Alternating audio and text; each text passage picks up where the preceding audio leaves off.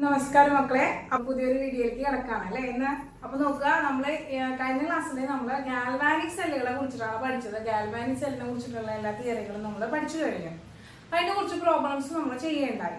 ഇനി അപ്പൊ നമ്മൾ നേരത്തെ ഒരു ഗാൽവാനിക് സെല്ല് പഠിക്കുന്നതിനൊക്കെ മുമ്പ് നമ്മൾ ഒരു സെല്ലിൽ നമ്മൾ മാറ്റി വെച്ചിട്ടുണ്ടായിരുന്നു അല്ലെ. ഇലക്ട്രോ കെമിക്കൽ സെല്ലില് 2 സെല്ലുകളാണ് നമ്മൾ പരിചയപ്പെട്ടത്. അതില് ഇലക്ട്രോലൈറ്റിക് സെല്ലിനെ നമ്മൾ മാറ്റി വെച്ചേക്കായിരുന്നു. ഇപ്പൊ അതിനുള്ള സമയമായി. എന്താണ്? അവനെ തിരിച്ചെടുക്കാനുള്ള സമയമായി. അവനെ തിരിച്ചെടുക്കുകയാണ് നമ്മള് എന്നിട്ട് ഇലക്ട്രോലൈറ്റിക് സെല്ലിനെ കുറിച്ചിട്ട് പഠിക്കാനായിട്ട് പോവുകയാണ്. അപ്പൊ എന്തായിരുന്നു ടീച്ചർ ഇലക്ട്രോലൈറ്റിക് സെല്ലിനെ കുറിച്ച് പറഞ്ഞിട്ടുണ്ടായിരുന്നത്? Is a device which convert electrical energy into chemical energy. Electrical എനർജീനെ കെമിക്കൽ എനർജിയാക്കി മാറ്റുന്ന ഒരു ഡിവൈസ് ആണ് നമ്മൾ ഇന്ന് പറയുന്നത് ഇലക്ട്രോലൈറ്റിക് സെൽ എന്ന് പറയുന്നത്. അപ്പൊ ഇന്ന് നമ്മൾ പഠിക്കാൻ പോകുന്നത് ഏതാണ്? ഇലക്ട്രോലൈറ്റിക് സെല്ലിനെ കുറിച്ചിട്ടാണ്. Electrolytic cell and electrolysis.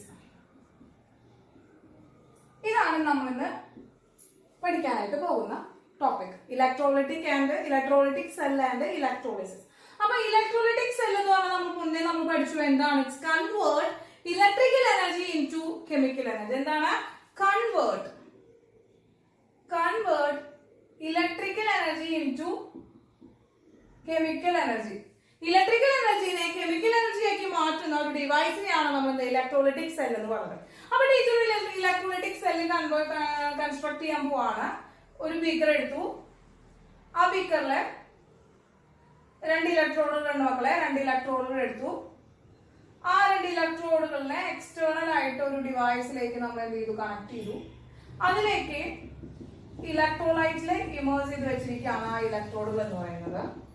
അപ്പൊ ഇവരാണ് എന്താണ്? ഇവൻ ഇലക്ട്രോലൈറ്റ് ആണ്, which contain positive and negative ions. Then negative ടെർമിനലുമായിട്ട് കണക്ട് ചെയ്യുന്ന ആളാരാണ്? നമ്മുടെ ഗാൽവാനിക് സെല്ലിൽ പഠിച്ചു നെഗറ്റീവ് ടെർമിനൽ അല്ലെങ്കിൽ നെഗറ്റീവ് പോൾ എന്ന് പറയുന്നത് എപ്പോഴും ആരായിരിക്കും? ആനോഡ് ആയിരിക്കും എന്ന് പഠിച്ചു. അതിന്റെ ഓപ്പോസിറ്റ് ആണ് ഇവിടെ വരുന്നത് ഇലക്ട്രോലൈറ്റിക് സെല്ലിൽ വരുന്നത്. അതായത് നെഗറ്റീവ് ടെർമിനൽ എന്ന് പറയുന്നത് ആരാണ് മക്കളെ? കാഥോഡാണ്. കാഥോഡാണ് നെഗറ്റീവ് ടെർമിനൽ എന്ന് പറയുന്നത്. ഇനി കാഥോഡിൽ എപ്പോഴും നടക്കുന്ന റിയാക്ഷൻ ഏതാണ് മക്കളെ? റിഡക്ഷൻ ആണ്. റിഡക്ഷൻ റിയാക്ഷൻ ആണ് എപ്പോഴും കാഥോഡിൽ നടക്കുന്നത്. അപ്പൊ ഇത് എപ്പോഴും ഓർത്ത് വെക്കണം കേട്ടോ. ഇനി ആനോഡാണ് അടുത്ത ഇലക്ട്രോഡ് എന്ന് പറയുന്നത്. പോസിറ്റീവ് ടെർമിനൽ എന്ന് പറയുന്നത് ആരാണ്? ആനോഡാണ്. അവിടെ എപ്പോഴും എന്താണ് നടക്കുക? ഓക്സിഡേഷൻ ആണ് നടക്കുക. അപ്പോ കാഥോഡിൽ എപ്പോഴും റിഡക്ഷൻ ആണ്, ആനോഡിൽ എപ്പോഴും ഓക്സിഡേഷൻ ആണെന്നുള്ളത് എപ്പോഴും അത് ഓർത്ത് വെക്കും. ഇനി നമുക്കറിയാം ഇലക്ട്രോലൈറ്റ് എന്ന് പറയുമ്പോൾ ഇലക്ട്രോലൈറ്റിൽ എന്തുണ്ട്? Both positive and negative ions ഉണ്ട് അല്ലെ. അപ്പോ ഈ പോസിറ്റീവ് ആൻഡ് നെഗറ്റീവ് അയോൺസ് നമ്മൾ എപ്പോഴാണോ ഈ കറണ്ട് ഇവിടെ കൊടുക്കുന്നത്, ഇലക്ട്രിക് എനർജി കൊടുക്കുന്നത്, അപ്പൊ ഈ ഇലക്ട്രിക് എനർജിയിലൂടെ ഇലക്ട്രോൺസ് എന്ത് ചെയ്യുന്നു? ഇലക്ട്രോൺസ് ഇങ്ങനെ മൂവ് ചെയ്തിട്ട് കാഥോഡിലേക്ക് വരും. അങ്ങനെ ഇലക്ട്രോൺസ് കാഥോഡിലേക്ക് വരുമ്പോ കാഥോഡിന് എപ്പോഴും എന്ത് വരുന്നു? നെഗറ്റീവ് സൈൻ വരുന്നു. കാഥോഡിന് ഒരു നെഗറ്റീവ് ചാർജ് കിട്ടുന്നു. അങ്ങനെ വരുന്ന കാഥോഡിന് കിട്ടുന്ന നെഗറ്റീവ് ചാർജ് മൂലം ഇലക്ട്രോലൈറ്റിലെ പോസിറ്റീവ് അയോൺസ് എങ്ങോട്ട് പോകുന്നു? ടുവേർഡ്സ് കാഥോഡിലേക്ക് പോകുന്നു. അങ്ങനെ ഈ കാഥോഡിന് ചുറ്റുമായിട്ട് എന്താണ് മക്കളെ? പോസിറ്റീവ് അയോൺസ് ഇങ്ങനെ അക്യുമുലേറ്റ് ചെയ്യുന്നു. അപ്പോ ഇലക്ട്രോൺസ് വരുന്നതിലൂടെ കാഥോഡിന് നെഗറ്റീവ് ചാർജ് ആണ് കിട്ടുന്നത്. ആ നെഗറ്റീവ് ചാർജിലേക്ക് ആര് പോകുന്നു? പോസിറ്റീവ് അയോൺസ് പോകുന്നു, അട്രാക്ട് ചെയ്തിട്ട് പോകുന്നു. ഇനി നെഗറ്റീവ് അയോൺസ് എങ്ങോട്ട് പോകുന്നു? ടുവേർഡ്സ് ആനോഡിലേക്ക് പോകുന്നു. അങ്ങനെയാണ് മക്കളെ എന്താണ് ഇലക്ട്രോലൈറ്റിക് സെല്ലില് എന്ത് നടക്കുന്നത്? കെമിക്കൽ എനർജി ആയിട്ട് മാറുന്നത്. അപ്പൊ ഇലക്ട്രിക്കൽ എനർജി കൊടുക്കുന്നതിലൂടെ അവിടെ ഒരു കെമിക്കൽ റിയാക്ഷൻ നടക്കുന്നു. അങ്ങനെയാണ് ഇലക്ട്രിക്കൽ എനർജി എന്ന് പറയുന്നത് കെമിക്കൽ എനർജി ആയിട്ട് കൺവേർട്ട് ചെയ്യുന്നത്. അപ്പൊ ഇതാണ് കണ്ടീഷൻ. ഇതാണ് ആ ഒരു ഇലക്ട്രോലൈറ്റിക് സെല്ലിന്റെ ഒരു മെക്കാനിസം, അവിടെ നടക്കുന്ന വർക്കിംഗ് എന്ന് പറയുന്നത്. ഇനി നമ്മൾ ഇലക്ട്രോളിസിസ് പറയാം. അതായത് അപ്പൊ അവിടെ നടക്കുന്ന ഒരു ഫിനോമിന, ആ ഒരു പ്രോസസ്സിനെയാണ് നമ്മൾ എന്ന് പറയുന്നത് ഇലക്ട്രോളിസിസ് എന്ന് പറയുന്നത്. ഇനി നമ്മൾ ഒരു എക്സാമ്പിൾ ആയിട്ട് ടീച്ചർ പറയാണ് എന്ത് കെമിക്കൽ ചേഞ്ച് ആണ് അവിടെ നടക്കുന്നത്, എന്ത് കെമിക്കൽ റിയാക്ഷൻ ആണ് അവിടെ നടക്കുന്നത് എന്നുള്ളത് ഒരു എക്സാമ്പിളിലൂടെ ടീച്ചർ പറയാണ്. അപ്പൊ ശ്രദ്ധിക്കുക, നമ്മൾ ചെയ്യാൻ പോകുന്നത് ഇലക്ട്രോളിസിസ് ഓഫ് മോൾട്ടൺ PbBr2. ഉരുകിയ അവസ്ഥയിലുള്ള PbBr2 ഇലക്ട്രോളിസിസ് നടത്താനായിട്ട് പോവാണ്. അപ്പൊ ഉരുകിയ അവസ്ഥയിൽ എന്ന് പറഞ്ഞാൽ അവിടെ ആര് മാത്രമേ ഉള്ളൂ മക്കളെ? PbBr2 മാത്രമേ ഉള്ളൂ, വേറെ ആരും അതിൽ വരുന്നില്ല. അങ്ങനെ PbBr2 എന്ന് പറഞ്ഞ ആൾക്ക് കംപ്ലീറ്റ് അയോണൈസേഷൻ നടന്നിട്ട് ഡിസോസിയേഷൻ നടന്നിട്ട് എന്തായി മാറി? Pb2 പ്ലസ് 2Br മൈനസ് ആയിട്ട് മാറി. ഇതാണ് അവിടെ അയോണൈസേഷൻ ഓഫ് PbBr2 നടക്കുന്നത്. ഇനി ഈ പോസിറ്റീവ് അയോൺ ആയിട്ടുള്ള നമ്മുടെ കാറ്റയോൺ, പോസിറ്റീവ് അയോൺ എന്താ വിളിക്കുക? കാറ്റയോൺ ആണ്. കാറ്റയോൺ എപ്പോഴും എങ്ങോട്ടാ പോവാന്ന് പറഞ്ഞാൽ നമ്മുടെ ഇലക്ട്രോലൈറ്റിക് സെല്ലിലെ കാറ്റയോൺ എപ്പോഴും എങ്ങോട്ടാ പോവാ? ടുവേർഡ്സ് കാഥോഡ് ആണ്. അങ്ങനെ Pb2 പ്ലസ് കാഥോഡിലേക്ക് പോകുന്നു. അപ്പൊ അറ്റ് കാഥോഡ് എന്ത് സംഭവിക്കുന്നു? അറ്റ് കാഥോഡിൽ Pb2 പ്ലസ് ചെല്ലാണ്. Pb2 പ്ലസ് ചെന്ന് കഴിഞ്ഞാൽ അവിടെ എപ്പോഴും എന്താ നടക്കുക? Reduction.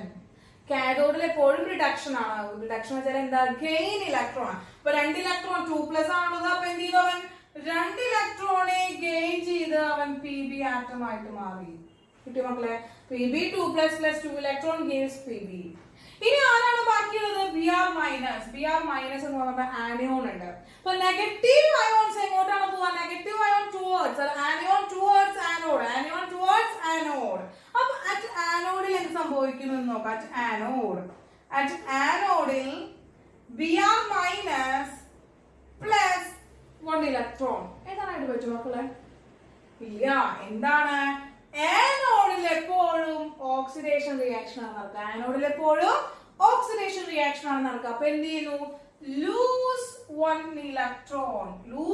Electron to form Br atom. പക്ഷെ Br എന്ന് പറയുന്നത് ഒരു ഡയാറ്റോമിക് ആറ്റം. അപ്പൊ ഒരിക്കലും Br എന്ന് പറയുന്ന ഒറ്റയ്ക്ക് ഇരിക്കില്ല. അപ്പൊ ഇവിടെ എന്താ? Br2 ആണ് മാറുക. Br2 ആയിട്ടാണ് മാറുക. അങ്ങനെ എന്താണ്? 2Br മൈനസ് അയോൺ 2 ഇലക്ട്രോണെ ലൂസ് ചെയ്തിട്ട് Br2 ആയിട്ട് മാറും. അപ്പൊ ഇതാണ് അറ്റ് ആനോഡിലും അറ്റ് കാഥോഡിലും നടക്കുന്ന 2 റിയാക്ഷൻസ്, ഹാഫ് സെൽ റിയാക്ഷൻസ് കേട്ടോ. നമുക്ക് എന്താണ്? 2 കാഥോഡിലും ആനോഡിലും നടക്കുന്ന റിയാക്ഷൻസ് കിട്ടി. ഇനി ഓവറോൾ റിയാക്ഷൻ ആണ് എഴുതാൻ പോകുന്നത്. അപ്പൊ ഓവറോൾ റിയാക്ഷൻ എന്ന് പറയുമ്പോൾ ഇത് രണ്ടും കൂടി എന്തെങ്കിലും നമ്മൾ ആഡ് ചെയ്തു. അപ്പൊ ആഡ് ചെയ്യുമ്പോ ഓപ്പോസിറ്റ് എടുക്കുന്ന 2 ഇലക്ട്രോണുകൾ നമ്മൾ ക്യാൻസൽ ചെയ്തു. ഇനി എന്താണ്? Pb2 plus 2Br minus gives Pb plus Br2. ഇതാണ് ഉണ്ടായത്. അപ്പൊ Pb2 പ്ലസ് 2Br എന്ന് പറയുന്നത് നമുക്ക് എന്തായിട്ട് കിട്ടുക? Br2 പ്ലസ് അല്ലേ? അപ്പൊ Br2 പ്ലസ് ഗിവ്സ് എന്താണ്? Pb പ്ലസ് Br2 എന്ന് പറയുന്ന നെക്സ്റ്റ് സെൽ റിയാക്ഷൻ കിട്ടി, അഥവാ ഓവറോൾ റിയാക്ഷൻ കിട്ടി. ഇതാണ് ഓവറോൾ റിയാക്ഷൻ എന്ന് പറയുന്നത്. അപ്പോ ഇതിൽ നമുക്ക് എന്താ മനസ്സിലായത്? Pb എന്ന് പറയുന്നത് എവിടെയാണ് ഉണ്ടാവുന്നത്? കാഥോഡിലാണ് ഉണ്ടായത്. Br2 എന്ന് പറയുന്നത് എവിടെയാണ് നമുക്ക് ഉണ്ടായത്? ആനോഡിലാണ് ഉണ്ടായത്. അപ്പോ Pb deposited on cathode and Br2 liberated on anode എന്ന് നമുക്ക് കിട്ടി. അപ്പൊ നമുക്ക് എഴുതാണെങ്കിൽ ഇതിന്റെ റിസൾട്ട് നമ്മൾ പറയുകയാണെങ്കിൽ എന്താണ്? Pb deposited on cathode. കാഥോഡിൽ ഡെപ്പോസിറ്റ് ചെയ്തു and Br2 liberated on anode. ആനോഡിലാണ് ലിബറേറ്റ് ചെയ്തത് എന്നുള്ള റിസൾട്ട് ആണ് നമുക്ക് ഇതിൽ നിന്ന് കിട്ടിയത്. അപ്പൊ ഇലക്ട്രോളിസിസ് ഓഫ് മോൾട്ടൺ PbBr2 എന്ന് പറയുന്നതിൽ കാഥോഡിൽ ലെഡും ആനോഡിൽ ബ്രോമിനുമാണ് നമുക്ക് കിട്ടുക. അതാണ് അവിടുത്തെ എന്ന് പറയുന്നത്. അതായത് ഇലക്ട്രോളിസിസ് നടത്തുമ്പോ എന്താ ചെയ്തത്? PbBr2 ഇലക്ട്രോളിസിസ് നടത്തുമ്പോ ഇലക്ട്രോളിസിസ് നടത്തുമ്പോ ലെഡും ബ്രോമിനും ആയിട്ട് മാറുന്നു. അപ്പോ കെമിക്കൽ എനർജി കൊടുത്തിട്ട് ഇലക്ട്രിക്കൽ എനർജി കൊടുത്തിട്ട് ഒരു കെമിക്കൽ എനർജി ആയി മാറുന്നു. ഒരു കെമിക്കൽ റിയാക്ഷൻ അവിടെ നടക്കുന്നു. അപ്പൊ അടുത്ത മക്കളെ ഇത് ഒന്നുകൂടി കുറച്ചും കൂടി വ്യക്തമാക്കാൻ വേണ്ടി ടീച്ചർ എന്താണ് ഒരു എക്സാമ്പിൾ എന്ന് പറയാണ്.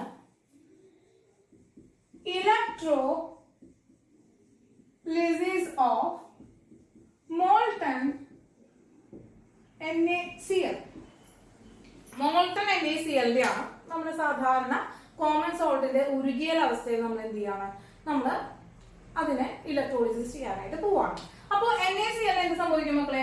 NaCl കംപ്ലീറ്റ് ഡിസോസിയേഷൻ നടന്ന് Na പ്ലസും Cl മൈനസ് ആയിട്ട് മാറുന്നു. അങ്ങനെ Na പ്ലസ് എങ്ങോട്ടാ പോവാ? Cation towards cathode. അപ്പൊ എന്താ കാറ്റയോൺ അറ്റ് കാഥോഡിലേക്ക് പോയിട്ട് അറ്റ് കാഥോഡിൽ എന്ത് സംഭവിക്കുന്നു? Na പ്ലസ് ആണ്. കാഥോഡിൽ എപ്പോഴും എന്ത് നടക്കുന്നു? റിഡക്ഷൻ. റിഡക്ഷൻ പറഞ്ഞിട്ട് 1 ഇലക്ട്രോണിനെ ഗെയിൻ ചെയ്തിട്ട് അവൻ എന്തായി മാറി? Na ആറ്റം ആയിട്ട് മാറി. ഓക്കെ മക്കളെ. ദെൻ അറ്റ് കാഥോഡിൽ കഴിഞ്ഞു അറ്റ് ആനോഡ്. അറ്റ് ആനോഡിലേക്ക് ആരാ പോവാ മക്കളെ? നെഗറ്റീവ് അയോൺ ആണ് പോവാ, ആനയോൺ ആണ് പോവാ. നെഗറ്റീവ് അയോൺ ചെല്ലുന്നു, നെഗറ്റീവ് അയോൺ ചെല്ലുന്നു. അവൻ എന്ത് സംഭവിക്കുന്നു? ഓക്സിഡേഷൻ നടക്കുന്നു, Cl ആറ്റമായിട്ട് മാറുന്നു. Cl ഒരു ഡയാറ്റോമിക് ആറ്റം അല്ലേ? അപ്പോ 2 ക്ലോറിൻ ആവശ്യമാണ്. അപ്പൊ 2Cl മൈനസ് 2 ഇലക്ട്രോണെ ഗെയിൻ ലൂസ് ചെയ്തിട്ട് Cl2 ആയി മാറി. അപ്പൊ ഈ 2 ഇലക്ട്രോൺ എന്ത് ചെയ്യാൻ വേണ്ടി, 2 ഇലക്ട്രോണുകൾ കോമൺ ആക്കാൻ വേണ്ടി 2Na പ്ലസ് 2 ഇലക്ട്രോൺ 2Na ആക്കി നമ്മൾ ചേഞ്ച് ചെയ്തു, അതിന് ബാലൻസ് ചെയ്യാൻ വേണ്ടിട്ട് കേട്ടോ. ദെൻ നമുക്ക് ക്യാൻസൽ ചെയ്ത് ഇവിടെ രണ്ടും കൂടി കണ്ടുപിടിക്കാൻ എന്താണ്? ഓവറോൾ റിയാക്ഷൻ കണ്ടുപിടിക്കാൻ പോവാണ്. അപ്പൊ ഓവറോൾ റിയാക്ഷൻ എന്താ?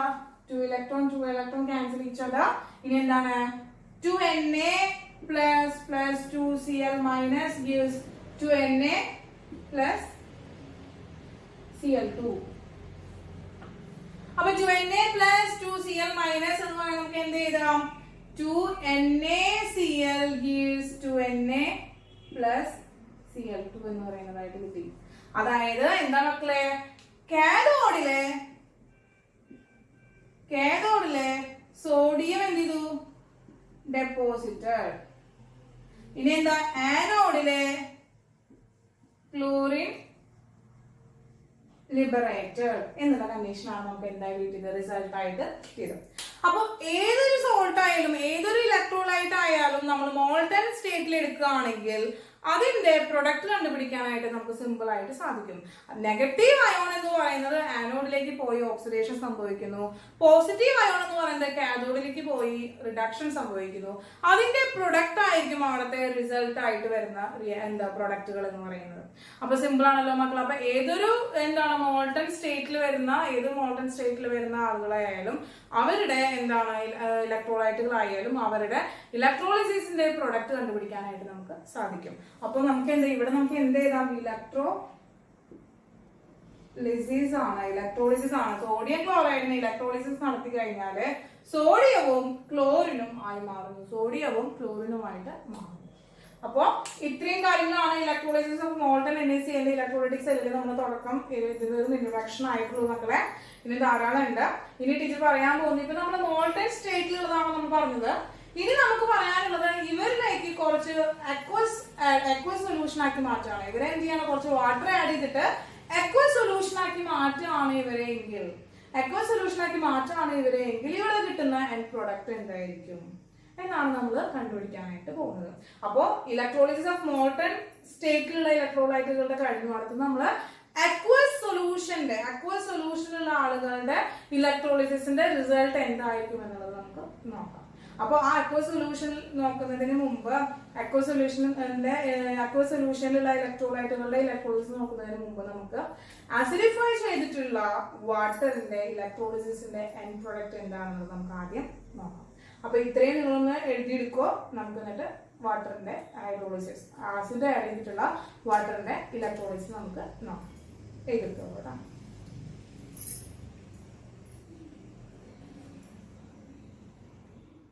അപ്പൊ മക്കളെ വാട്ടറിലേക്ക് ആസിഡ് ആഡ് ചെയ്ത് കഴിഞ്ഞിട്ടുണ്ടെങ്കിൽ എന്നിട്ട് നമ്മൾ കുറച്ച് ആസിഡിഫൈഡ് ആക്കി കഴിഞ്ഞാൽ എന്തായിരിക്കും ഇലക്ട്രോളിസിസ് എന്ന് നമുക്ക് നോക്കാം.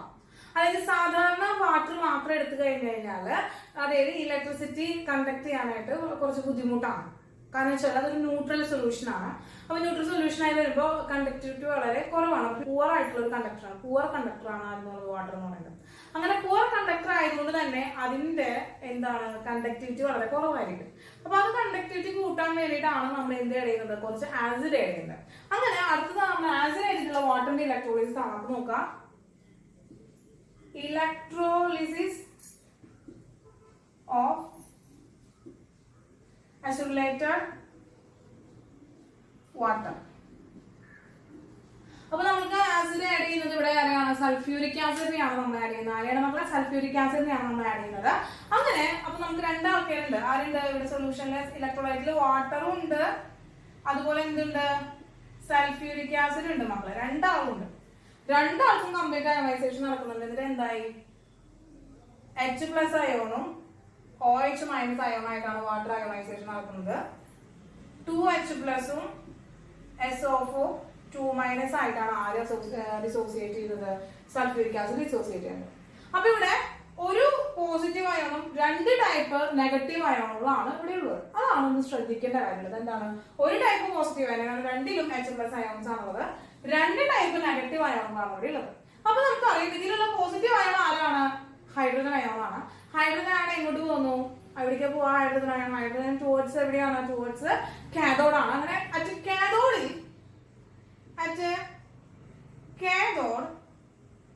H പ്ലസ് അയോൺ എന്ത് ചെയ്യുന്നു? 1 ഇലക്ട്രോണെ ഗെയിൻ ചെയ്തിട്ട് H ആയിട്ട് മാറും. അപ്പൊ ഹൈഡ്രജൻ എന്ന് പറയുന്നത് ഒരു ഡയാറ്റോമിക് ആറ്റാണ്. അങ്ങനെ 2H പ്ലസ് അയോൺസ് 2 ഇലക്ട്രോണെ ഗെയിൻ ചെയ്തിട്ട് H2 ആയിട്ട് മാറും. കിട്ടിയില്ലേ മക്കളെ? അപ്പൊ ഇതാണ് കാഥോഡിൽ നടക്കുന്ന റിയാക്ഷൻ. ഇനി അറ്റ് ആനോഡ് ഉണ്ടല്ലോ, അറ്റ് ആനോഡ്. അപ്പൊ അറ്റ് ആനോഡ് എഴുതുന്നതിനേക്ക് മുമ്പ് ശ്രദ്ധിക്കേണ്ട കാര്യം എന്താ വെച്ചാൽ, ഇമ്പോർട്ടന്റ് ആയിട്ടുള്ള ഒരു കാര്യം എന്താണെന്ന് ചോദിച്ചു പറഞ്ഞു വെച്ചാല്, the discharge potential of OH minus is much lesser than SO4 2 minus.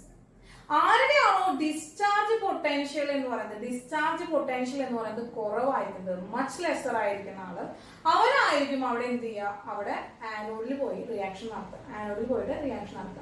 ഇവിടെ എന്ന് വെച്ചാൽ OH മൈനസ് അയോണിന്റെ ആണ് ഓക്സിഡൈസേഷൻ നടക്കുക, അവനെയായിരിക്കും ആദ്യം. അപ്പൊ ഡിസ്ചാർജ് പൊട്ടൻഷ്യൽ കുറവുള്ള ആൾക്കാണ്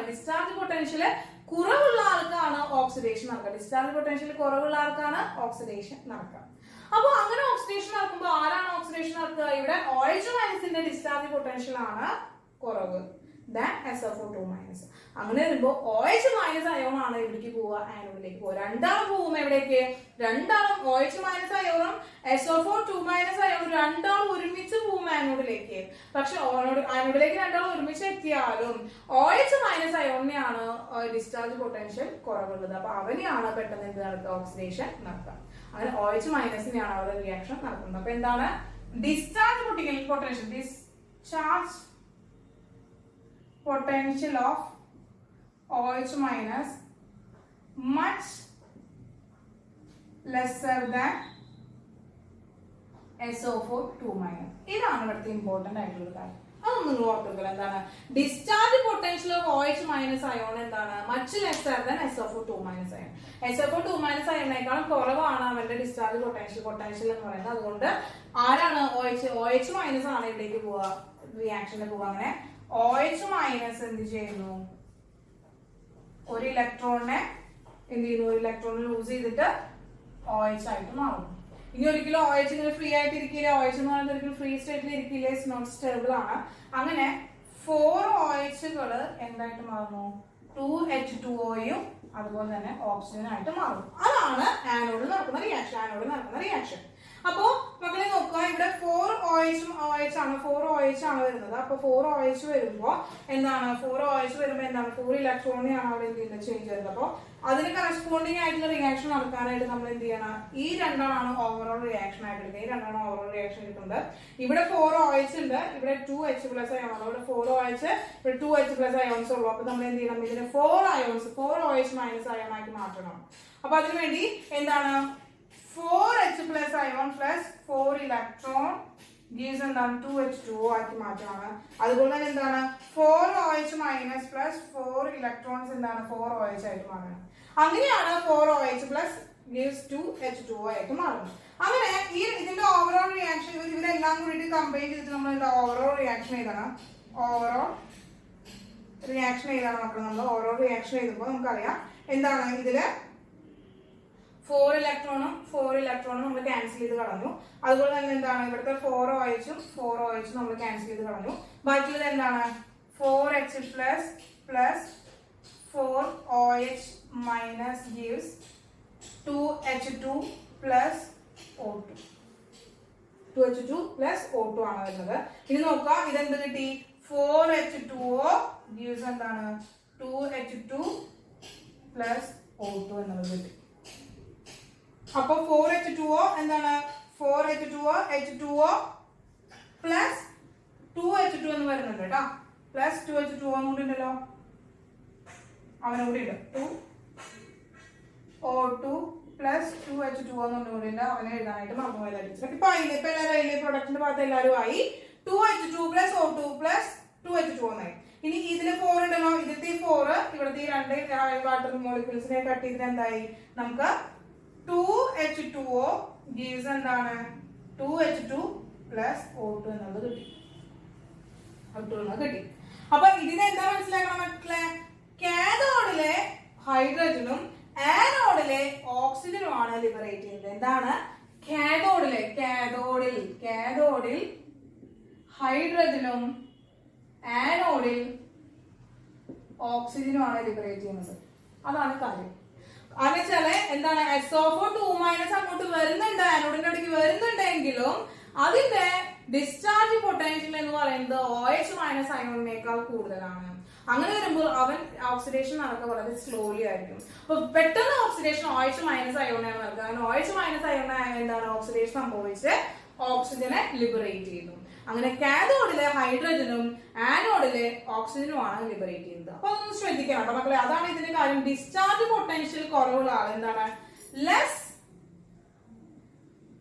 ഡിസ്ചാർജ് പൊട്ടൻഷ്യൽ ആണെങ്കിൽ എങ്ങനെ എന്താണ്, ഈസിലി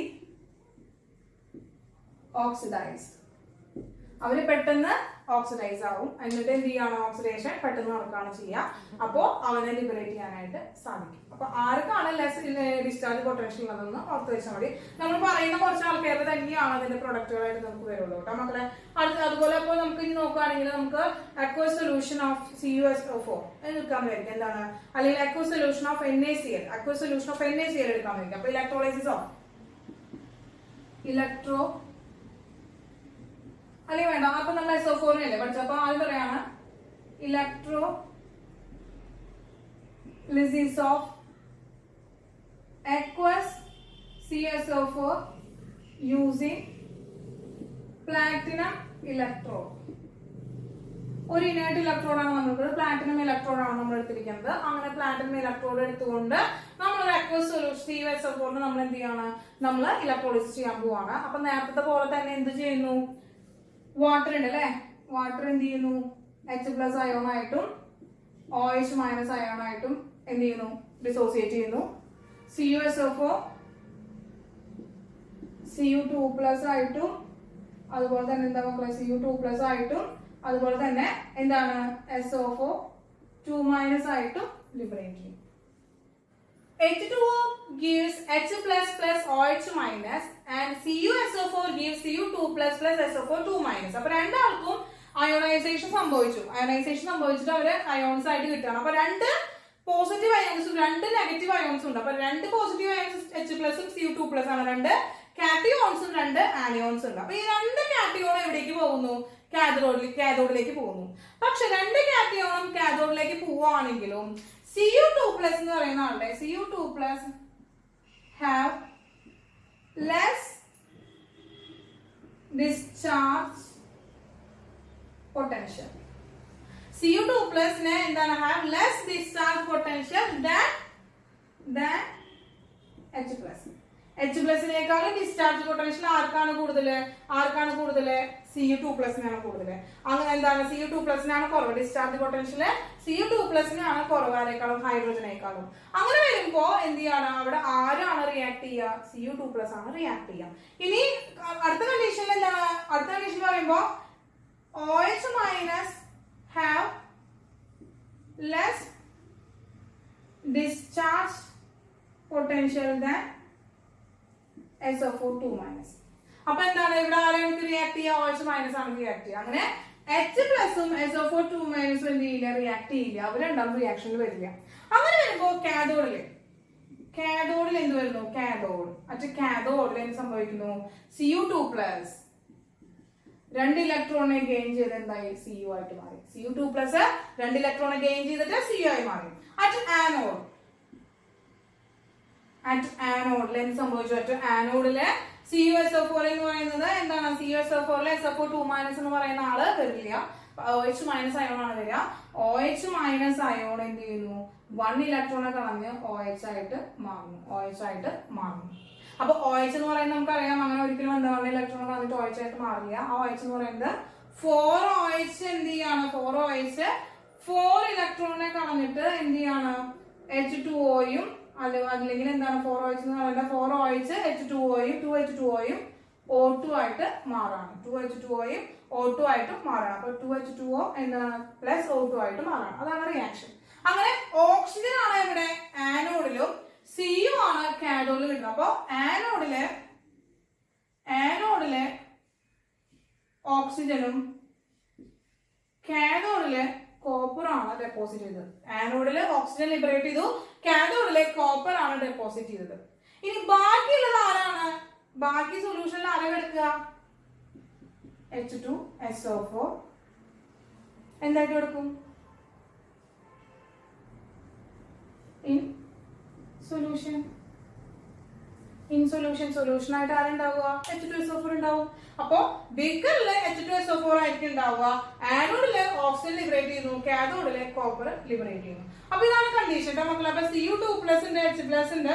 ഇതില് Cu2+നെയാണ് ലെസ് ഡിസ്ചാർജ് പൊട്ടൻഷ്യൽ ഉള്ളത്. അതുപോലെ തന്നെ OH- ആണ് എന്തുള്ളത്, ഡിസ്ചാർജ് പൊട്ടൻഷ്യൽ എന്തുള്ളത്, കുറവുള്ളത്. അപ്പൊ അവർക്കാണ് റിഡക്ഷനും ഓക്സിഡേഷനും സംഭവിക്കുക. മറ്റാൾക്കാർ അവിടെ എന്ത് ചെയ്യാണ്, അവര് എവിടെയാണ്, ബീക്കറിൽ തന്നെ H2SO4 ആയിട്ട് ആസിഡ് ആയിട്ട് സ്റ്റേ ചെയ്യും. ഓക്കെ, അപ്പൊ ഇത് നോക്കുക. ഇനി ടീച്ചർ ഒരു എക്സാമ്പിൾ കൂടി പറയുന്നുണ്ട്. കാരണം വെച്ചാൽ ഇവിടെ നമ്മൾ യൂസ് ചെയ്തിരിക്കുന്നത് പ്ലാറ്റിനം ഇലക്ട്രോഡ് ആണ് യൂസ് ചെയ്തിരിക്കുന്നത്. അപ്പൊ പ്ലാറ്റിനം ഇലക്ട്രോഡിന് പകരം നമ്മൾ അവിടെ ഒരു കോപ്പർ ഇലക്ട്രോഡ് വെച്ചാൽ എന്ത് സംഭവിക്കും എന്നുള്ളതാണ് നമ്മൾ അടുത്ത് പറയാനായിട്ട് പോകുന്നത്. അപ്പൊ ഇതൊന്ന് നോട്ട് ചെയ്തെടുത്തോളൂ.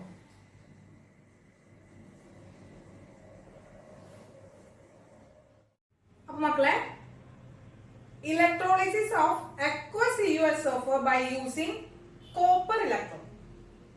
ഇവിടെ നമ്മൾ പ്ലാറ്റിനം ഇലക്ട്രോഡ് വെച്ചിട്ടാണ് ഉപയോഗിച്ചത്. എന്നിട്ട് നമുക്ക് എന്താണ്, ആനോഡിലെ ഓക്സിജനും കാഥോഡിലെ കോപ്പറും ആണ് ഉണ്ടായത്.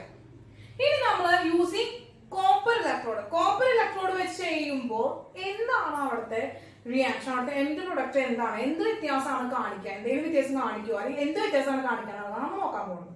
അപ്പോ കോപ്പർ സൾഫേറ്റ് സൊല്യൂഷൻ ആണ് നമുക്ക് അറിയുന്നുണ്ട്, H2O H+ഉം OH- ആയിട്ടാണ് മാറുന്നത്. CuSO4 എന്ന് പറയുന്നത് Cu2+ഉം SO4 2- ആയിട്ടാണ് മാറുന്നത്. H+ അയോൺസും Cu2+ അയോൺസും കാഥോഡിലേക്കാണ് പോവുക. കാഥോഡിൽ എന്ന് പറയുന്നത് എന്താണ്, നെഗറ്റീവ് ചാർജ് ഉള്ള കാരണം positive charge attracted towards the cathode ആണ്. ദെൻ പക്ഷേ H+ അയോൺസിനെയും Cu2+ അയോൺസിനെയും കമ്പയർ ചെയ്ത് നോക്കുമ്പോൾ Cu2+ അയോണിനാണ് ഡിസ്ചാർജിങ് പൊട്ടൻഷ്യൽ കൂടുതൽ. അപ്പോൾ ലെസ് ഡിസ്ചാർജിങ് പൊട്ടൻഷ്യൽ ഉള്ള ആൾക്ക് ഓക്സിഡേഷൻ സംഭവിക്കുന്നു പറഞ്ഞു. അതുപോലെ തന്നെ എന്താണ്, ഈസിലി എന്താണ് റെഡ്യൂസ്ഡ്. അവരെന്ത് ചെയ്യും, ഈസിലി എന്താണ് ഓക്സിഡേഷനും റിഡക്ഷനും അവർക്ക് പെട്ടെന്ന് സാധിക്കും. അപ്പൊ പെട്ടെന്ന് ഡിസ്ചാർജ് ചെയ്യുക അവരായിരിക്കും. ആരെയാണോ ലെസ് ഡിസ്ചാർജ് പൊട്ടൻഷ്യൽ ഉള്ളത് അവൻ ഈസിലി ഓക്സിഡൈസ്ഡ് എന്ന് പറഞ്ഞു. അതുപോലെ തന്നെ അവൻ എന്താണ്, ഈസിലി റെഡ്യൂസ്ഡ്. അപ്പൊ ഓക്സിഡേഷനും റിഡക്ഷനും അവർക്ക് എന്ത് ചെയ്യുന്നു, പെട്ടെന്ന് നടക്കുന്നു. കാരണം അവർ പെട്ടെന്ന് ഡിസ്ചാർജ് ചെയ്യുന്നു. ഈ ഡിസ്ചാർജ് എന്താണ്, ഈസിലി ഡിസ്ചാർജ് എന്നാണ്. ഇത് രണ്ടും കൂടി ചേർന്നത് പറയുകയാണെങ്കിൽ നമുക്ക് പറയാം ഈസിലി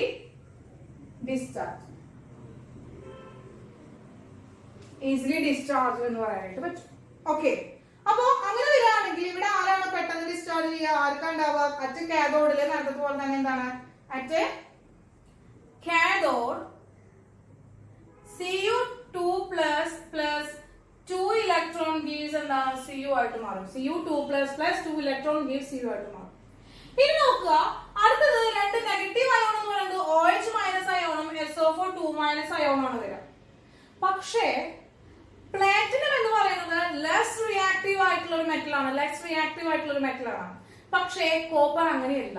കോപ്പർ എന്ന് പറയുന്നത് പ്ലാറ്റിനത്തിന്റെ അത്ര ലെസ് റിയാക്റ്റീവ് അല്ല. കോപ്പറിന് തനിയെ എന്ത് സംഭവിക്കുന്നു, ഓക്സിഡേഷൻ സംഭവിക്കണം. കോപ്പർ തന്നെ എന്ത് ചെയ്യണം, ഓക്സിഡൈസ്ഡ്. അപ്പൊ കോപ്പർ ആനോഡിൽ എടുത്തിട്ടുള്ള കോപ്പറിന് എന്ത് സംഭവിക്കുന്നു, ഓക്സിഡേഷൻ സംഭവിക്കണം. അപ്പൊ OH- SO4 2- എന്താണ് റിയാക്ടിവിറ്റി ആർക്കാണ് കൂടുതൽ, ഓക്സിഡൈസ് ചെയ്യാനുള്ള എബിലിറ്റി കോപ്പറിനാണ് കൂടുതൽ. അപ്പൊ copper easily oxidized than OH minus ion and SO4 2 minus ion. എന്താ സംഭവിക്കുന്നത്? Copper at anode, copper electrode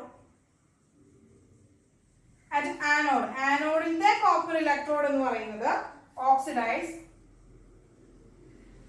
oxidize easily then OH minus ion and SO4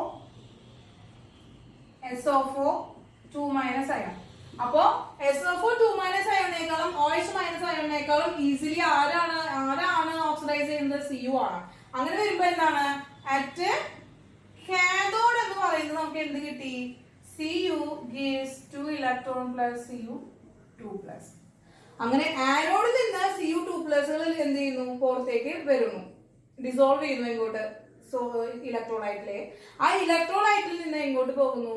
കാഥോഡിലേക്ക് പോകുന്നു. അപ്പൊ ആനോഡിൽ നിന്ന് എന്താണ്? Cu2 പ്ലസുകൾ എവിടേക്ക് വരുന്നു? ആനോഡിൽ നിന്ന്. അപ്പൊ നമ്മൾ എടുക്കുകയാണെങ്കിൽ എന്താണ്? ഇതും കോപ്പർ, ഇതും കോപ്പർ. ഇലക്ട്രോളിസിസ് നടത്തുകയാണെങ്കിൽ Cu2 പ്ലസുകൾ എങ്ങോട്ട് വരുന്നു? Cu2 പ്ലസുകൾ Cu നിന്ന് സൊല്യൂഷനിലേക്ക് വരുന്നു. ഈ Cu2 പ്ലസ് തന്നെ ഇങ്ങോട്ട് പോകുന്നു, കാഥോഡിലേക്ക് പോയിട്ട് എന്തായി മാറുന്നു? Cu ആയിട്ട് മാറിയിട്ട് എന്ത് ചെയ്യുന്നു? ഇവിടെ മൊത്തം എന്ത് ചെയ്യുന്നു? ഡെപ്പോസിറ്റ് ചെയ്യുന്നു, Cu ആയിട്ട് ഡെപ്പോസിറ്റ് ചെയ്യുന്നു. അപ്പൊ നോക്കുക, അങ്ങനെ വരുന്നത് കൊണ്ട് തന്നെ ഈ ഒരു പ്രിൻസിപ്പിൾ ആണ് നമ്മൾ എന്തിനും ഇലക്ട്രോ പ്ലേറ്റിങ്ങിന് വേണ്ടിയിട്ടും അതുപോലെ തന്നെ ലെസ് റിയാക്റ്റീവ് ആയിട്ടുള്ള കോപ്പർ, അലുമിനിയം പോലുള്ള, അതുപോലെ തന്നെ ഗോൾഡ്, സിൽവർ പോലുള്ള മെറ്റൽസിന്റെ ഒക്കെ എക്സ്ട്രാക്ഷനൊക്കെ വേണ്ടിയിട്ട് നമ്മൾ ഉപയോഗിക്കുന്ന ഒരു പ്രിൻസിപ്പിൾ എന്ന് പറയുന്നത് ഇതാണ്. എന്താണ് നമ്മൾ സെയിം ഇലക്ട്രോണുകൾ എടുക്കുകയാണ്. എവിടെ? അതിന്റെ തന്നെ ഇലക്ട്രോലൈറ്റിൽ എടുത്തിട്ട് നമ്മൾ എന്ത് ചെയ്യാണ്? ഇലക്ട്രോളിസിസ് നടത്തി കഴിഞ്ഞാൽ ഇലക്ട്രോ പ്ലേറ്റിംഗ് അതുപോലെ തന്നെ എക്സ്ട്രാക്ഷൻ, അവരുടെ പ്യുവർ മെറ്റൽ ആയിട്ടുള്ള എക്സ്ട്രാക്ഷൻ ഒക്കെ എടുക്കാനായിട്ട് സാധിക്കും.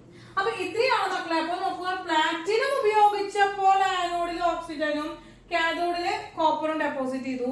പക്ഷേ പ്ലാറ്റിനത്തിന് പകരം കോപ്പർ ഇലക്ട്രോഡ് ഉപയോഗിച്ചപ്പോ കോപ്പർ ഇലക്ട്രോഡിൽ ഉപയോഗിച്ചപ്പോൾ കാഥോഡിലെ Cu ഡെപ്പോസിറ്റ് ചെയ്യുകയും ആനോഡിലെ Cu2 പ്ലസ് അയോണുകൾ ഉണ്ടായി ലിബറേറ്റ് ചെയ്തിട്ട് അത് ഡിസോൾവ് ചെയ്യാണ്, സൊല്യൂഷനിലേക്ക് ഡിസോൾവ് ചെയ്യുകയാണ് ചെയ്തത്. അപ്പൊ ആ ഒരു ഡിഫറൻസ് എന്ത് ചെയ്യാൻ നിങ്ങളൊന്ന് പഠിച്ചു വെക്കുക. അപ്പൊ അതിന്റെ കണ്ടീഷൻ എന്ന് പറയുന്നത് നിങ്ങൾക്ക് ഇതൊക്കെ തന്നെയാണ് വരുള്ള ക്വസ്റ്റ്യൻ ആയിട്ട് വരുള്ളൂ. അപ്പൊ അതിന്റെ എന്താണ് അപ്ലിക്കേഷൻ ക്വസ്റ്റ്യൻസ് ഒക്കെ വരുമ്പോൾ അതൊന്നും നമുക്ക് എന്താണ് ഓർത്ത് വെക്കുക എന്നുള്ളതാണ് കണ്ടീഷൻസ് ഒക്കെ ഒന്ന് ഓർത്ത് വെക്കുക. ഈ ഡിസ്ചാർജ് എന്താണ് പൊട്ടൻഷ്യൽ ആർക്കാണ് കൂടുതൽ ആർക്കാണ് കുറവ് എന്നുള്ളതൊന്ന് മനസ്സിലാക്കി വെക്കുക എന്നുള്ളത് മാത്രമേ ഉള്ളൂ. ഓക്കെ മക്കളെ, അങ്ങനെയാണെങ്കിൽ ടീച്ചർ എന്താണ് മോൾട്ടൺ NaClന്റെ കാര്യം പറഞ്ഞു. അങ്ങനെ അക്വസ് NaClന്റെ കണ്ടീഷൻ പറയുകയാണ്. അക്വസ് NaClന്റെ കണ്ടീഷൻ പറയുകയാണെങ്കിൽ ഇപ്പൊ നമുക്കറിയാം Na എന്ന് പറയുന്നതും H+ എന്ന് പറയുന്നതും ഉണ്ട് അല്ലെ. അപ്പോ അടുത്ത് നമുക്ക് എന്ത് ചെയ്യാം? NaClന്റെ അക്വസ് NaClന്റെ ഒരു ഇലക്ട്രോളിസിസ് ഒന്ന് നമുക്ക് നടത്തി നോക്കാം. അപ്പൊ ഇത്രയൊന്നും എന്ത് ചെയ്യാം മക്കള്? ഇത്രയൊന്നും എന്റെ മക്കള് നോട്ട് ചെയ്തെടുത്തോളൂ കേട്ടോ.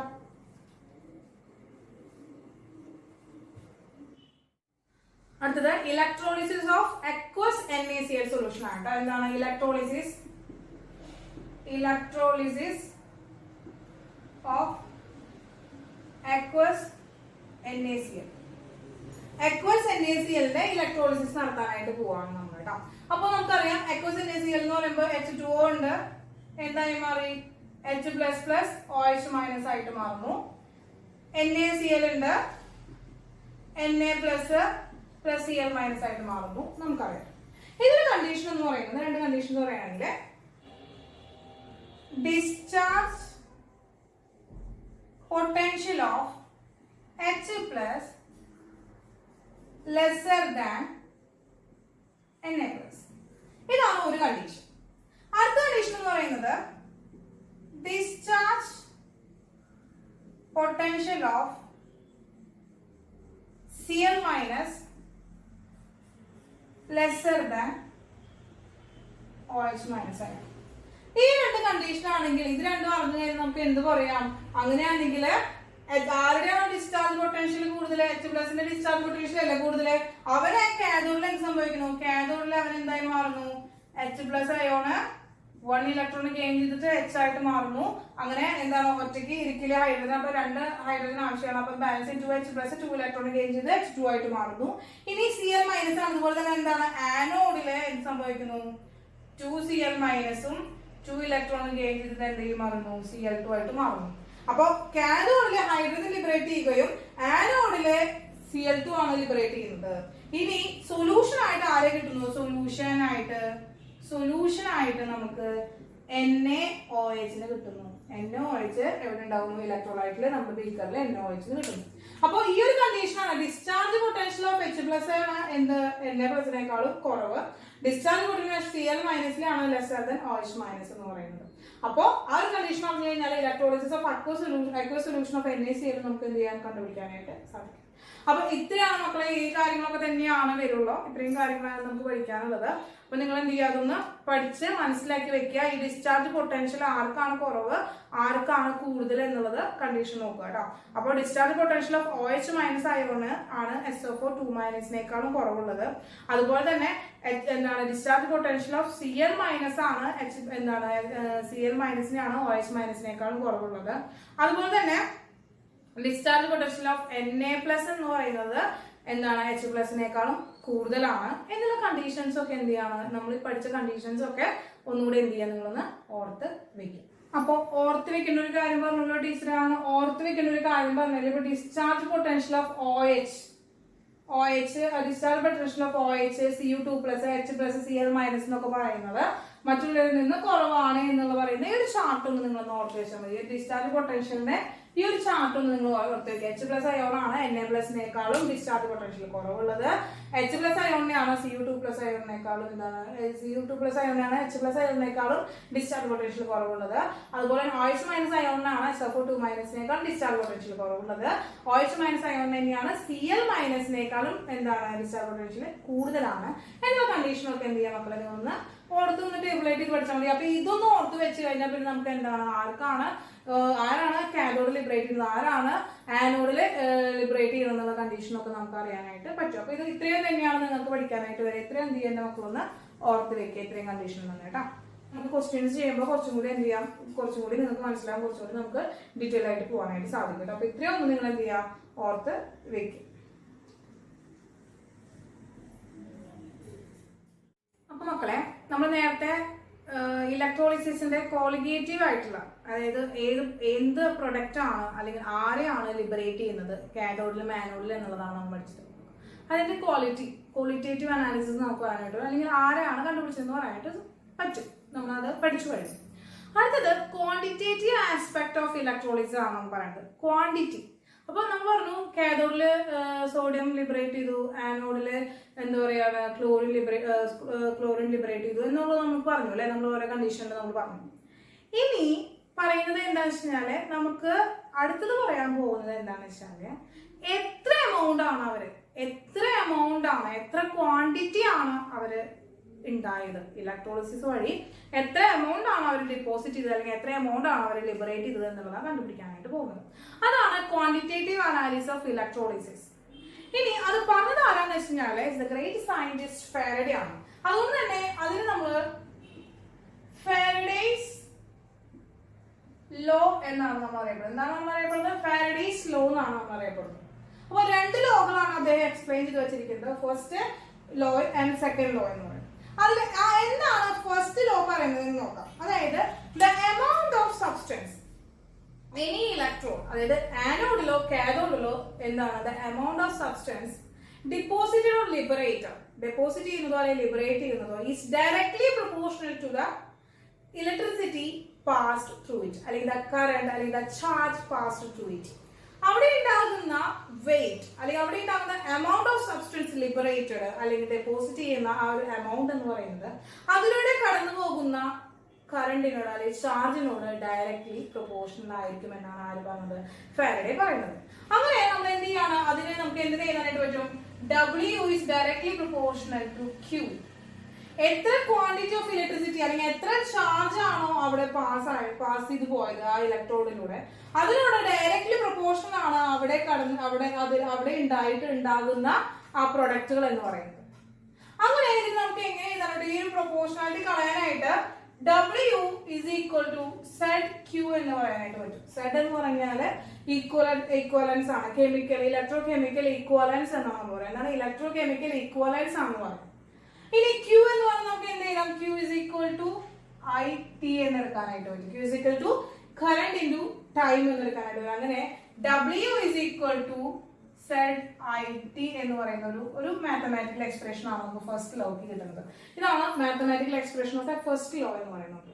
അപ്പൊ കിട്ടിയില്ല. എന്താണ് പറഞ്ഞത്?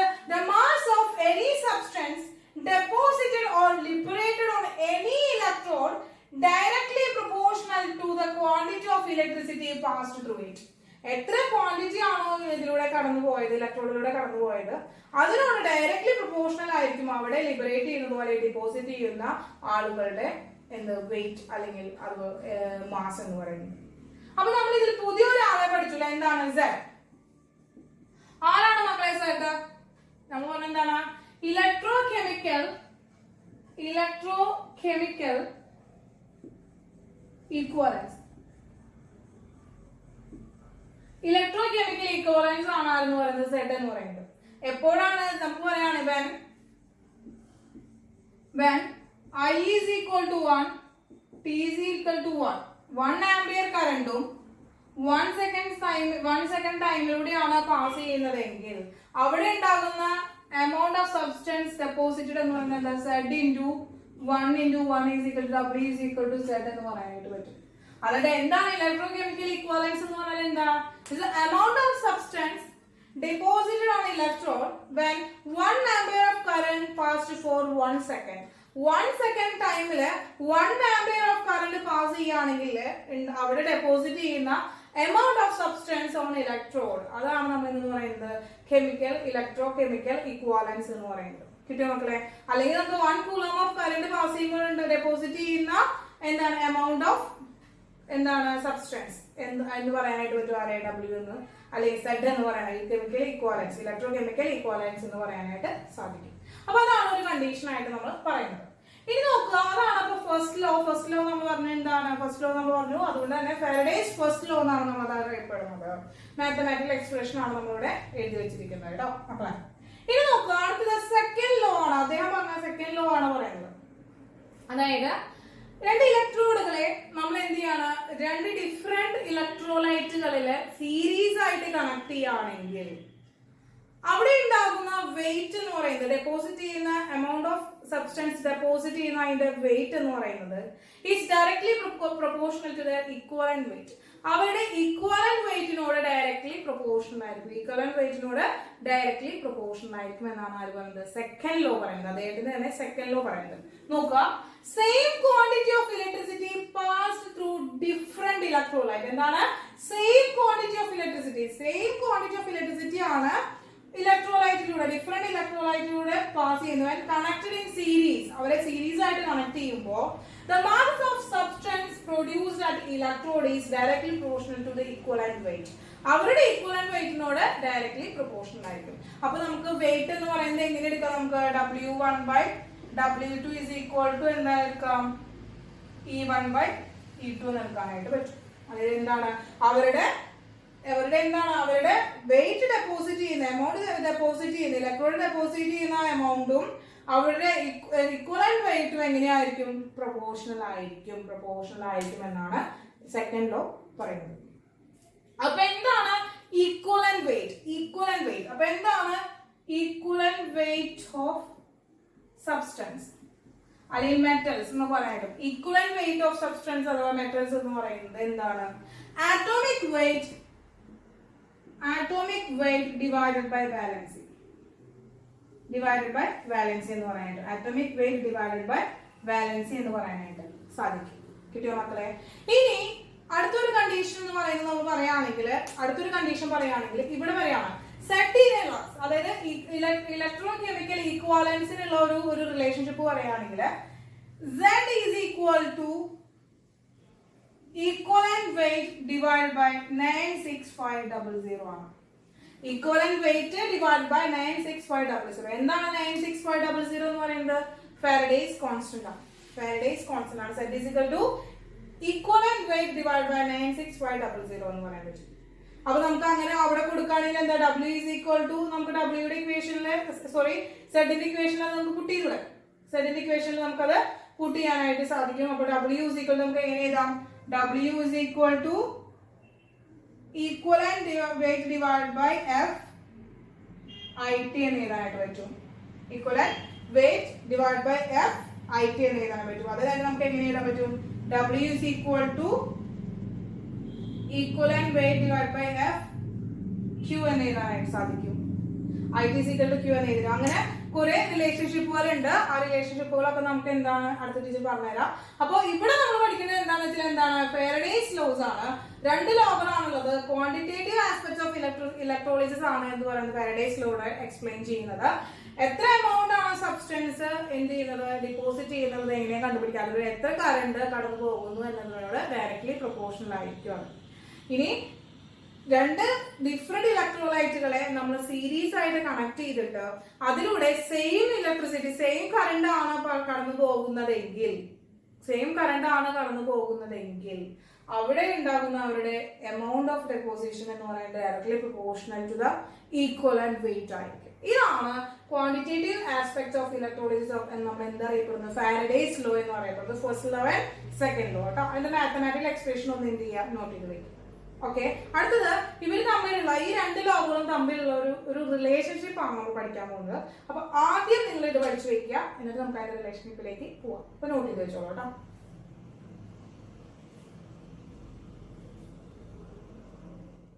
അടുത്ത മക്കളെ നമ്മൾ ഫാരഡേസ് രണ്ട് ലോകൾ പഠിച്ചു. First law and second law പഠിച്ചു. ഈ ഫസ്റ്റ് ലോയിലും സെക്കൻഡ് ലോയിലും വരുന്ന കുറച്ച് മാത്തമാറ്റിക്കൽ റിലേഷൻഷിപ്പുകളാണ് നമ്മൾ പറയുന്നത്.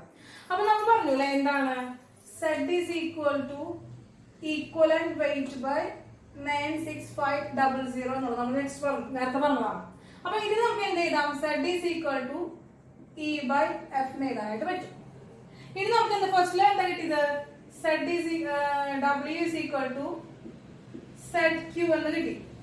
അപ്പൊ എന്താ W is equal to E by F Q എന്ന് കിട്ടി. അപ്പൊ E കണ്ടുപിടിക്കാൻ എങ്ങനെയാ E is equal to എന്താ പറയാ E is equal to എന്താ F ഇങ്ങോട്ട് വരും അല്ലെ. അപ്പൊ എന്താ W by Q into F എന്ന് പറയാനായിട്ട് പറ്റും. അപ്പൊ എന്താ ഈക്വലന്റ് വെയിറ്റിലുള്ള വേറൊരു എക്സ്പ്രഷൻ നമുക്ക് കിട്ടി. ഈക്വലന്റ് വെയിറ്റിലുള്ള വേറൊരു എക്സ്പ്രഷൻ നമുക്ക് കിട്ടി. മൊത്തം ഇങ്ങനെ റിലേഷൻഷിപ്പിലുള്ള പ്രോബ്ലംസ് ധാരാളം വരും. അതുകൊണ്ടാണ് ടീച്ചർ ഇതിലൂടെ എക്സ്പ്ലെയിൻ ചെയ്ത് തരുന്നത്. ഇനി നമുക്കറിയാം എന്താണ് നമ്മൾ Z is equal to W is equal to ZQ എന്ന് പറയാം. എന്താണ് W is equal to ZQ എന്ന് നമുക്കറിയാം. അപ്പൊ സെഡിന്റെ ഇക്വേഷൻ നമ്മളിവിടെ പുട്ട് ചെയ്ത് കൊടുക്കുകയാണ്. എന്താണ് W is equal to എന്താണ് E by F Q എന്ന് എടുക്കാം. എന്തെടുക്കാണ് E by F Q എന്ന് എടുക്കാം. അപ്പൊ E by F Q എന്നുള്ളത് നമ്മൾ എന്താ W is equal to Q by F into E equivalent വരുന്നത് Q by F into equivalent weight എന്ന് എടുക്കാനായിട്ട് സാധിച്ചു. അപ്പൊ Q എന്ന് പറഞ്ഞാൽ എന്താ W is equal എന്താ Q is equal എന്താ IT by F എന്ന് കിട്ടി. ഇനി ഈക്വലന്റ് weight എന്തായിരുന്നു ആറ്റോമിക് മാസ് ബൈ വാലൻസി ആയിരുന്നു. അപ്പൊ ഇങ്ങനെ കുറെ റിലേഷനുകളാണ് ആര് കാണിക്കുന്നത്. ഇങ്ങനെ കുറെ റിലേഷനുകളാണ് നമുക്ക് ഈ ഫാരഡേസ് ലോ നിന്ന് കണ്ടുപിടിക്കാനായിട്ട് സാധിക്കാം. അപ്പൊ ഇതിലെ Z എന്താണ് ഇലക്ട്രോ കെമിക്കൽ ഈക്വലൻസ് ആണ്. V വാലൻസി ആണ്. E ഈക്വലന്റ് വെയിറ്റ് ആണ്. M ആറ്റോമിക് മാസ് ആണ്. F 96500 ഫാരഡേസ് കോൺസ്റ്റന്റ് ആണ്. പിന്നെ ആരാണത് Q ചാർജ് ആണ്. I current, T time. ഇത്രയും കാര്യങ്ങൾ നമുക്ക് അറിഞ്ഞാൽ ഈ റിലേഷനിലൂടെ നമുക്ക് കണ്ടുപിടിക്കാനായിട്ട് സാധിക്കും. ഇനി ഒരു ഇമ്പോർട്ടന്റ് ആയിട്ടുള്ള റിലേഷൻഷിപ്പ് പറയുന്നത് എന്താ വെച്ചാല് electrical potential electrical energy in ജൂൾസിൽ പറയാൻ പറ്റും. എന്താണ് electrical energy in joules. Electrical energy in ജൂൾസിൽ പറയുകയാണെങ്കിൽ അത് എന്തായിരിക്കും? ഇലക്ട്രിക്കൽ എനർജി ഇൻ ജൂൾസ് എന്ന് പറയുന്നത് ജൂൾസിൽ പറയുന്നത് വോൾട്ട് എന്താണ് volt potential difference into charge ആണ്. ഇലക്ട്രിക്കൽ എനർജി എന്ന് പറയുന്നത് പൊട്ടൻഷ്യൽ ഡിഫറൻസ് ഇൻറ്റു ചാർജ് ആണ്. അപ്പൊ പൊട്ടൻഷ്യൽ ഡിഫറൻസ് ഇൻ ചാർജ് എന്ന് പറയുന്നത് പൊട്ടൻഷ്യൽ ഡിഫറൻസ് ഇൻ എന്താണ് വോൾട്ടിനാണ് അല്ലെ. അപ്പൊ potential difference in volt and charge in കൂളോംസിൽ കിട്ടി. ചാർജ് ഇൻ കൂളോംസിൽ കിട്ടി. ഇനി പൊട്ടൻഷ്യൽ ഡിഫറൻസ് ഇൻ എന്താണ് potential difference in volt into ക്യൂന് നമുക്ക് എന്ത് എഴുതാം? Current in ampere and time in second. സെക്കൻഡിലുള്ള ടൈമിൽ നമുക്കാണ് കൂളോംസ് എന്ന് പറയാനായിട്ട് സാധിക്കും. അപ്പോൾ ജൂൾ എന്ന് പറയുന്നത് എന്താണ്? വോൾട്ട് ആംബിയർ സെക്കൻഡ് എന്ന് എടുത്ത് എഴുതാനായിട്ട് നമുക്ക് സാധിക്കും. അപ്പോ നമുക്ക് ഈ ഒരു റിലേഷൻഷിപ്പ് ആണ് നമുക്ക് ഇത് മനസ്സിലാക്കുന്നത് കേട്ടോ. ഇനി volt potential difference into I current എന്ന് പറയുന്നത് എന്താണ്? Power in watt into time second ആണ്. ടൈം ഇൻ സെക്കൻഡ് ആണ്. അപ്പൊ നോക്കാം, പവർ ഇൻ വാട്ട്, വാട്ടിലുള്ള പവർ ആണ്, പവർ ഇൻ വാട്ട് ആണ്. Power in watt into second, ടൈമിലുള്ള ടൈം സെക്കൻഡിൽ എടുക്കുകയാണെങ്കിൽ അതാണ് നമ്മൾ എന്ത് പറയാം? ജൂൾസ് എന്ന് പറയാനായിട്ട് പറ്റും. അപ്പോ നമ്മൾ ഇതിന് എന്താണ് കിട്ടുന്നത്? Power in watt is equal to എന്താണ്? Joule. Power in watt joule per second എടുക്കാനായിട്ട് പറ്റും. പവർ ഇൻ വാട്ട് എന്ന് പറയുന്നത് എങ്ങനെയാണ്? ജൂൾ പെർ സെക്കൻഡ് ആണ്. ജൂൾ പെർ സെക്കൻഡ് എന്ന് എടുക്കാനായിട്ട് സാധിക്കും.